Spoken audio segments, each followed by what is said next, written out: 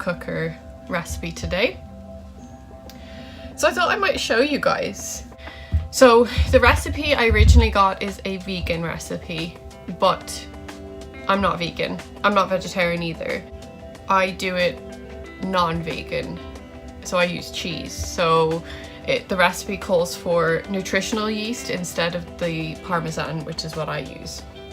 So I just replaced that with parmesan, because at the time when I was making the recipe I had all the ingredients I needed except for nutritional yeast, and I couldn't find it anywhere. I know you can get it in like places like, I think you can get it in Holland and Barrett and that sort of thing, but I couldn't get to one of them and I couldn't find it in a normal supermarket, so I just used parmesan, which is what I had in the fridge anyway.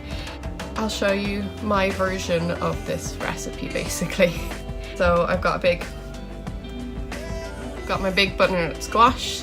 They're fun to deal with. So that's what I'm gonna do now. So butternut squash is like the most awkward part of it, I think.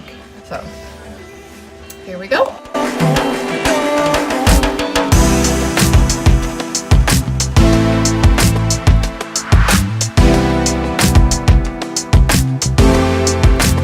You can buy pre-cut butternut squash if that's easier for you. I do it sometimes because it is quicker and easier.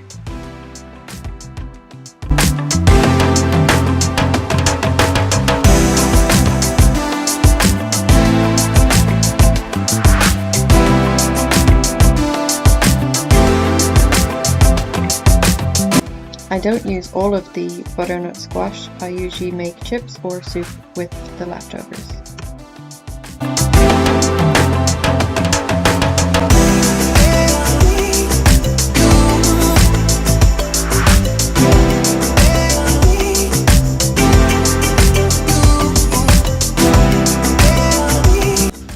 As you can see, it's all cleared out and it's all here, so I'll just chuck all that in the bin.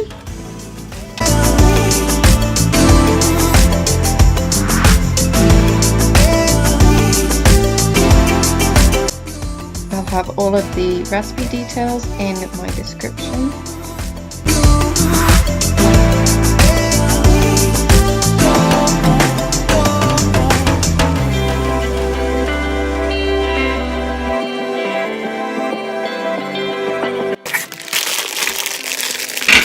I don't like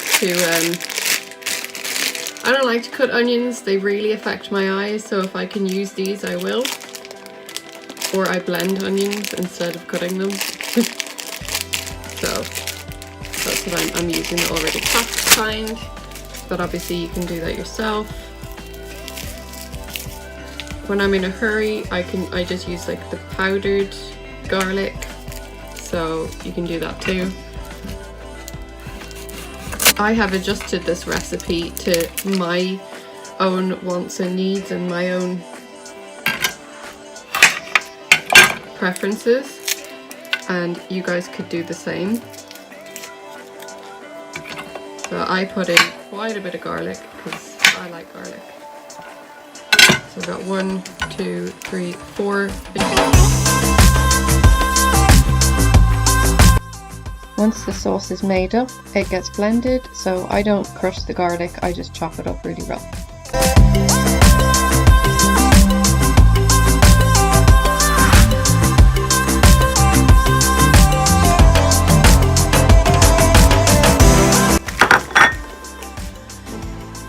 Now I need to grate that.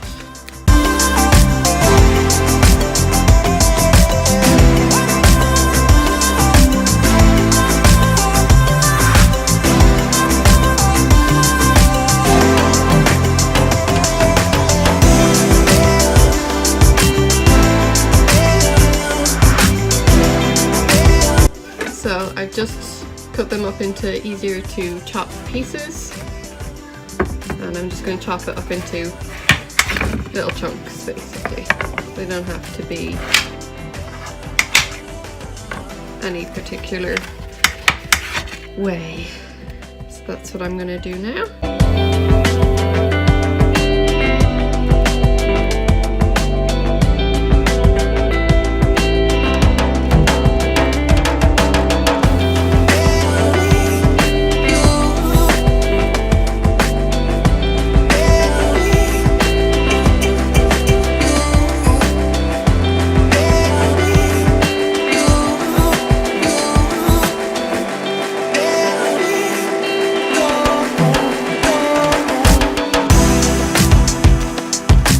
Okay, so I'm going to get my slow cooker out now.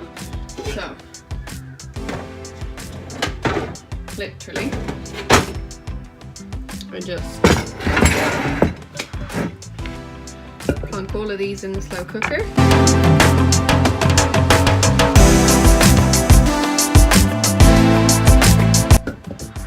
And with slow cookers, you don't need a huge amount of liquid, okay? So that's they're all in there. I have my slow cooker with that in. So it's just the butternut squash. Oh, actually, I don't even need that much. Sorry, why am I putting it all in?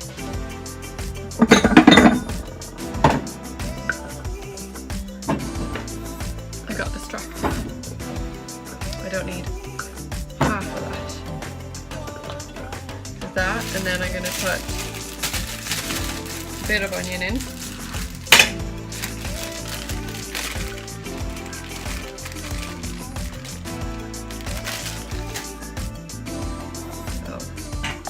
There. I'd say that's not even a full onion, but if you like onion you can put more. If you don't like onion you can remove the onion. And then I just made up a little cupful of veg stock. I put 2 cubes in there. I'll just show you. There's like hardly any liquid in there. 100 ml of milk in there. And 100 grams of chopped tomatoes or crushed tomatoes if you want to do them yourself.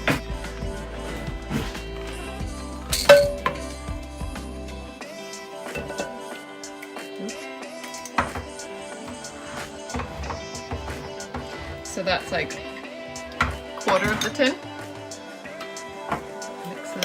With everything.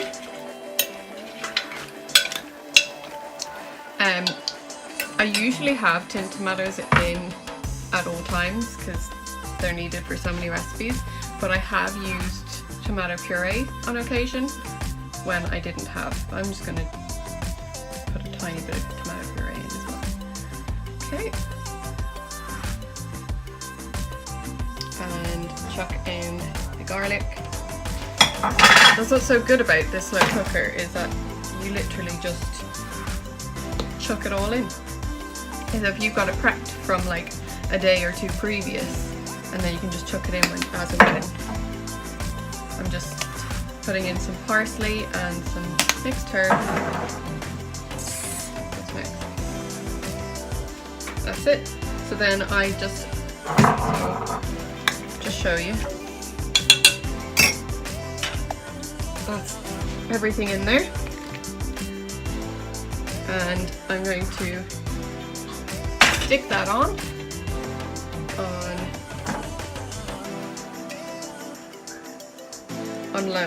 low for 2 to 4 hours. That's what it is. Stick that on low.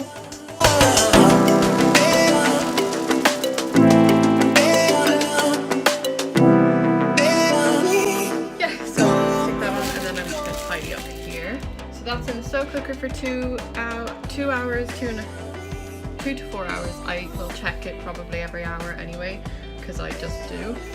But you can leave it in there on low for 2 to 4 hours and it should be fine. And then I will come back to you guys and show you what happens next. Okay, so it's a few hours later, and I actually, after I think it was about 3 or 4 hours, I turned the butternut squash mixture onto high instead of low because the butternut squash wasn't soft enough. Now it's very, very soft. I'll show you. So that's what it looks like. So I'm going to transfer that into this and blend it all up.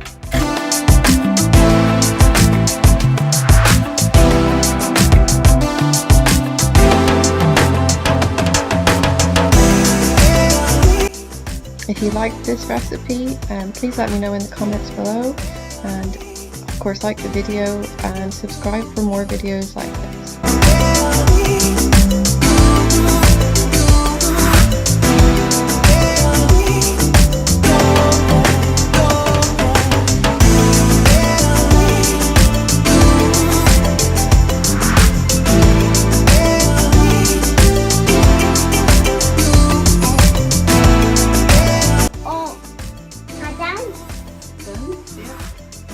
No, you're in bed, sweetie.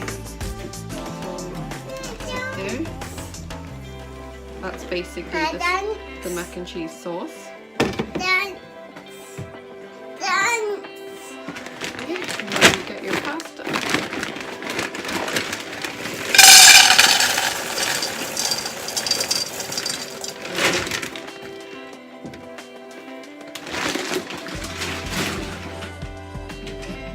Cook up a bunch of that.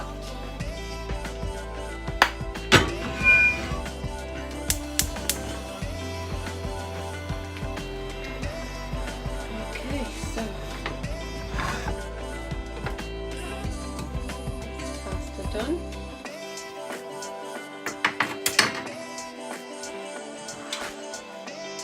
I'm going to drain the pasta.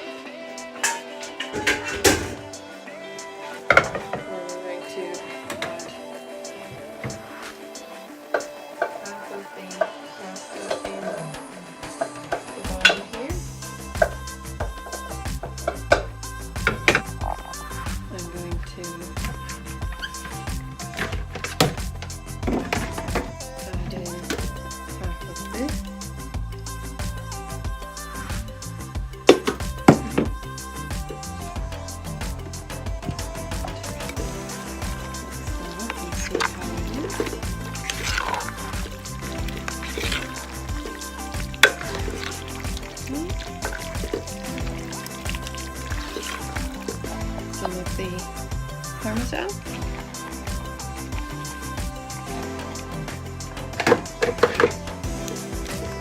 Mix that in.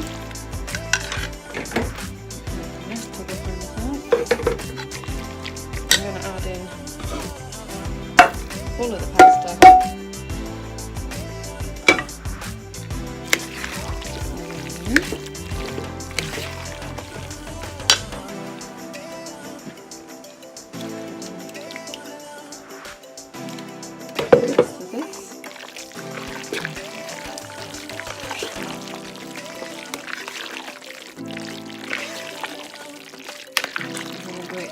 Parmesan.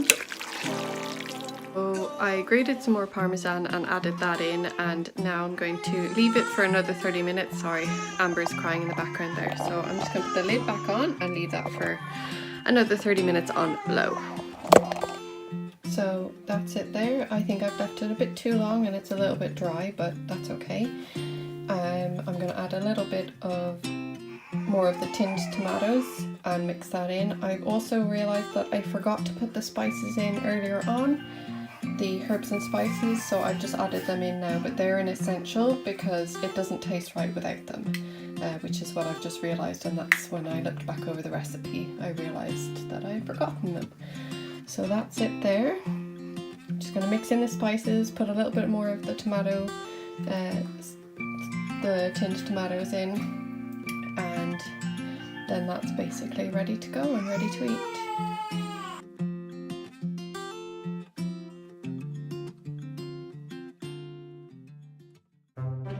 If you liked this video, please click the like button, and if you want to see more of this type of content or similar content that's on my channel, please subscribe.